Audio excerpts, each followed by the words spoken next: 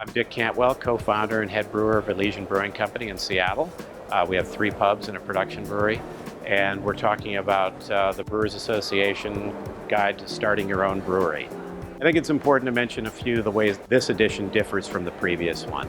The previous one was a pastiche of chapters written each by a different person. In this case, I've written each chapter, and I think because my company has started 5 breweries, I think I come to the material from enough different perspectives so that it's good to hear it from a consistent voice. A lot of things have changed in the 7 years or so since the previous book came out. Really, the craft brewing world has been transformed. For example, there was no material in the previous one about working with a distributor. There wasn't a lot about picking your portfolio and differentiating yourself that way. And then there are other issues that have become sort of more prominent culturally, like sustainability.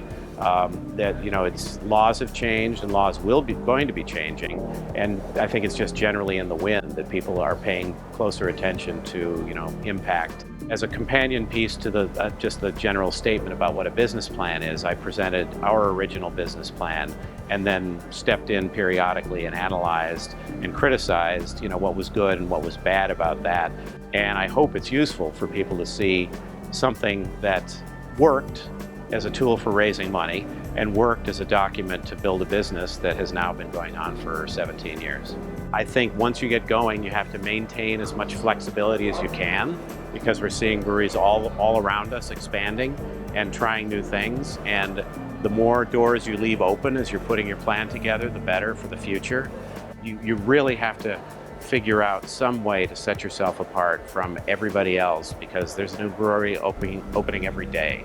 One consistent theme of being a craft brewer today, going back to whenever, is just the notion you think you can do your own version of something in a way that makes it uniquely yours. You're not necessarily thinking, I'm going to make the absolute best or the most profitable, but this is going to be mine.